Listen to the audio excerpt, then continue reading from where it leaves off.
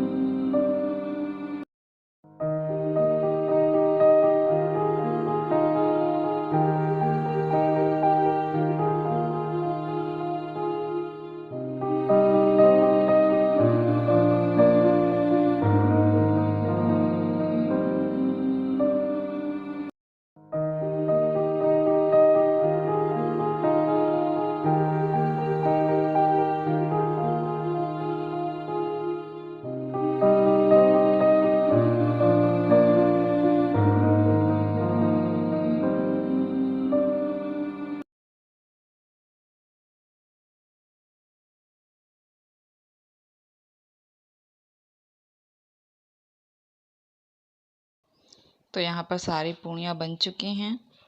अब मैं चाय गर्म होने के लिए रख दूँगी।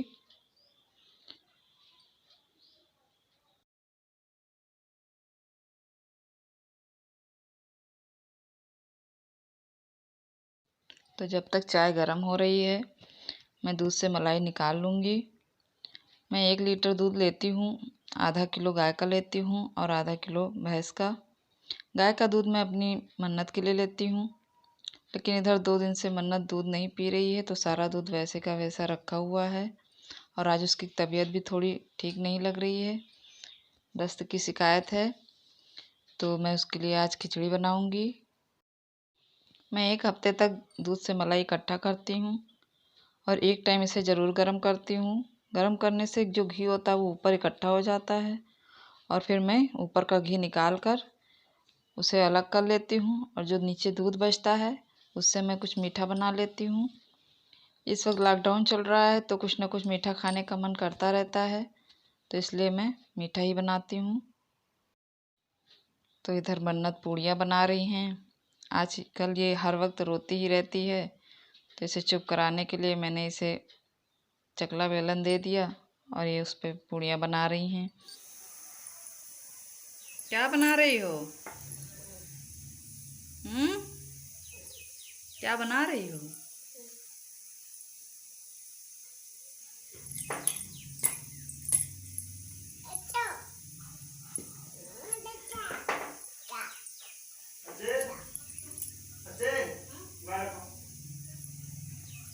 तो अब दोपहर का समय हो रहा है और दोपहर के खाने में आज मैंने खिचड़ी बनाई है। मन्नत की तबीयत ठीक नहीं थी, तो इसलिए मैंने सोचा खिचड़ी सबके लिए बना लेती हूँ। तो यहाँ पर मैंने मूंग दाल की खिचड़ी बनाई है। मैंने इसमें सिर्फ हल्दी डाली है, बाकी कोई मसाले नहीं डाले हैं। और अम्बी की चटनी है, खीरे का रायता है।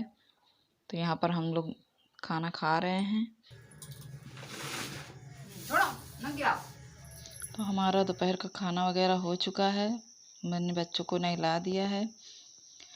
अब मैं जा रही हूँ गेहूँ साफ़ करने के लिए।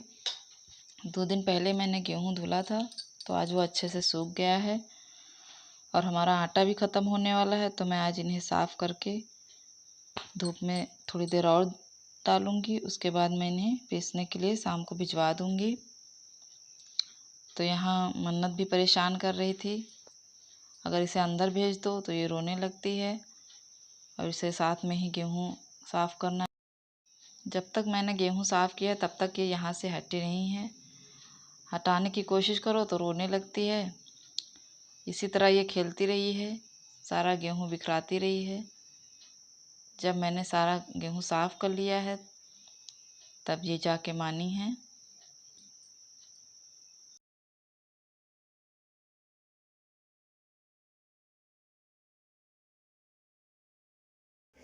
तो यहाँ पर मैंने गेहूँ को साफ़ करके धूप में डाल दिया था सूखने के लिए और उसके बाद मैं चली गई थी कपड़े धुलने के लिए।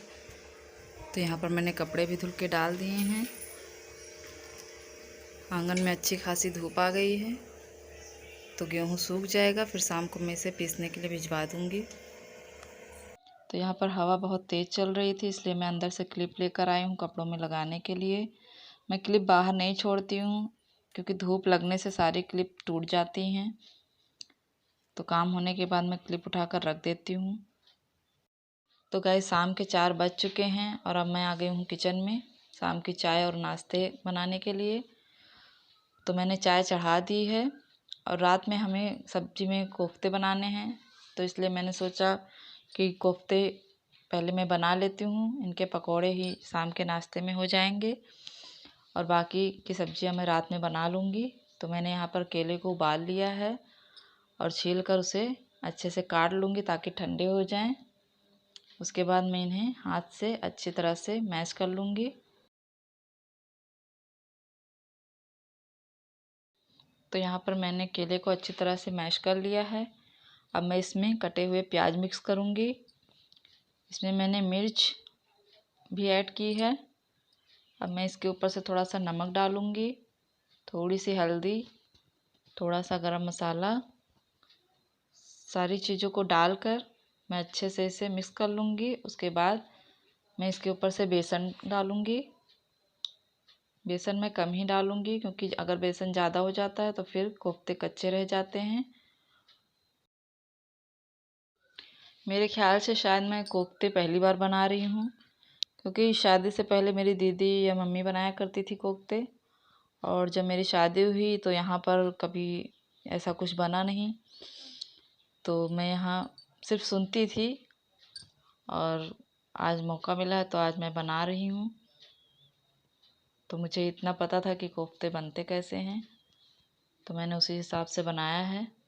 तो यहाँ पर मेरे आटे तैयार हो गए हैं कोफ्ते के। अब मैं इनकी छोटी छोटी गोलियाँ बना लूँगी।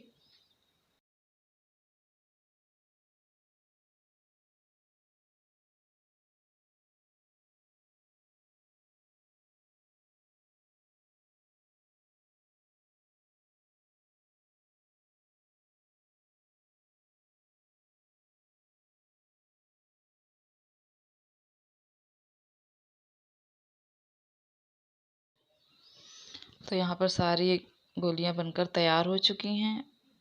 मैंने कढ़ाई में तेल रख दिया था गरम होने के लिए। अब मैं सारे कोफ्तों को उसी में डाल दूँगी ताकि ये अच्छे से फ्राई हो जाएं ब्राउन कलर के।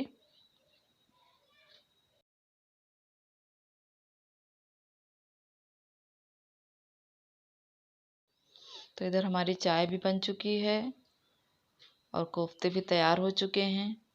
तो अब मैं सबके लिए चाय निकालूंगी, फिर हमें सब मिलकर एक साथ चाय पियेंगे।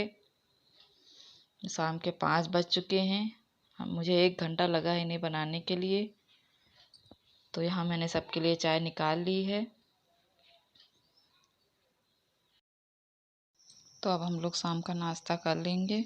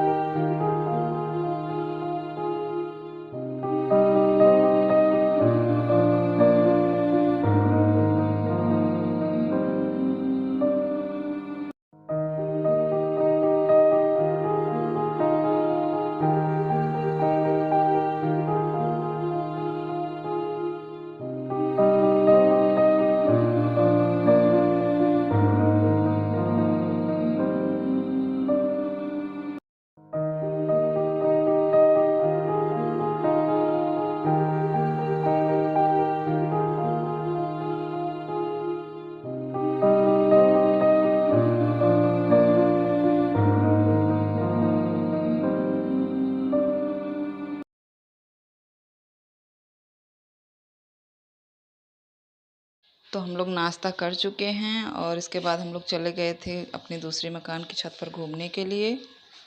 घर में बैठे बैठे मन उबता रहता है तो हम लोग शाम को थोड़ी देर के लिए वहाँ निकल जाते हैं। और उसके बाद मैं आई हूँ रात का खाना बनाने के लिए।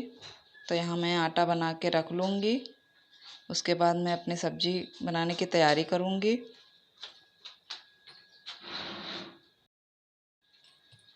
तो कोफ्ते हमने शाम को ही बना लिए थे। अब उनकी तरी बनाने के लिए हमने मसाले तैयार किए हैं। तो यहाँ पर हमने टमाटर को अच्छे से पीस लिया है और लहसुन प्याज अदरक का पेस्ट भी बना लिया है और धनिया हल्दी इन सभी मसालों को एक कटोरी में मिक्स करके रख लिया है। तो यहाँ पर हमने कढ़ाई चढ़ा दी है। लहसुन प्याज ब्राउन होने तक हम इन्हें भून लेंगे। तो यहाँ पर हमारा लहसुन प्याज ब्राउन हो चुका था तो मैंने इसमें अदरक लहसुन का पेस्ट डाल दिया है। अब इसे भी मैं ब्राउन होने तक अच्छे से पका लूँगी। तो यहाँ पर हमारा लहसुन प्याज का पेस्ट भी पक चुका है। अब मैंने इसमें सारे मसाले ऐड कर दिए हैं। अब इन्हें भी मैं अच्छे से भून लूँगी। भूनने के बाद मैं इनमें टमाटर डालूँगी। हमें ग्रेवी को गाढ़ी ही रखनी है तो इसमें मैं बहुत ही कम पानी डालूँगी ताकि हमारी ग्रेवी जो है वो गाढ़ी बने। तो यहाँ पर मैं मसालों को अच्छे से भून ले रही हूँ। अब मैंने इसमें टमाटर का पेस्ट डाल दिया है और इसमें मैं डालूँगी थोड़ा सा नमक और इसे भी अच्छे से भून लूँगी। तो यहाँ पर हमारे टमाटर भी थोड़े बहुत पक चुके हैं। अब मैं इसमें तरी के हिसाब से पानी डालूँगी। पानी डालने के बाद मैं इनमें थोड़ा सा नमक फिर डालूँगी। पहले मैंने टमाटर पकने के लिए नमक डाले थे। अब मैं तरी के हिसाब से हल्का नमक और डालूँगी। तो तरी बनकर रेडी हो चुकी है। अब मैं इसे दूसरे बर्तन में निकाल लूँगी ठंडा होने के लिए। ठंडा होने के बाद मैं इनमें कोफ्तों को डालूँगी।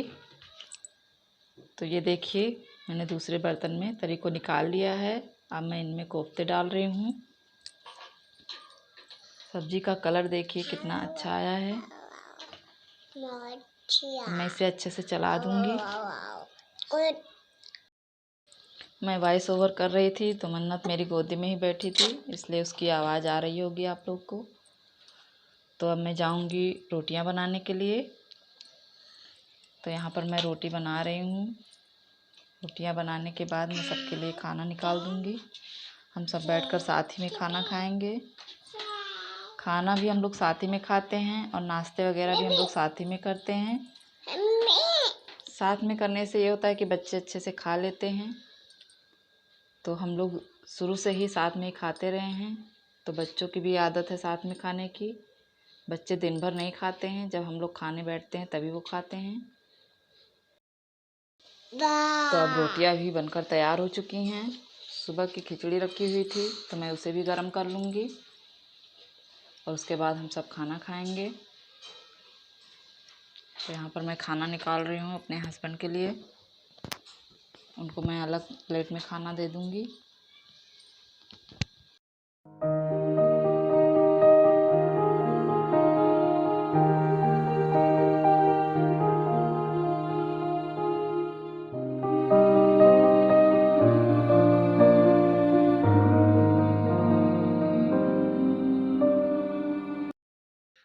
तो हम सबका रात का खाना हो चुका है और सब लोग आंगन में टहल रहे हैं।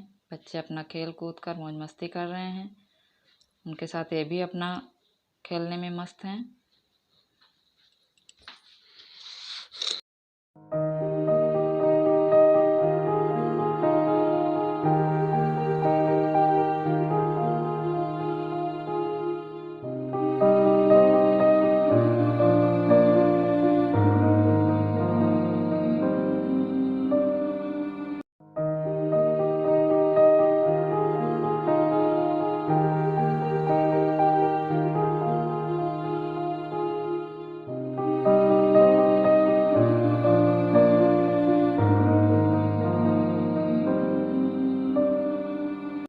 तो ये लोग जब तक खेल कूद रहे हैं मस्ती कर रहे हैं तब तक मैंने यहाँ पर किचन साफ़ कर लिया है और गैस पर दूध चढ़ा दिया है उबलने के लिए।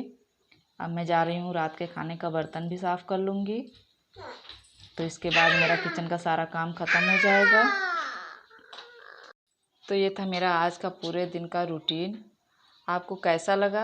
अगर अच्छा लगा तो मेरी इस वीडियो को लाइक कीजिएगा, शेयर कीजिएगा और मेरे इस चैनल को सब्सक्राइब ज़रूर कर दीजिएगा।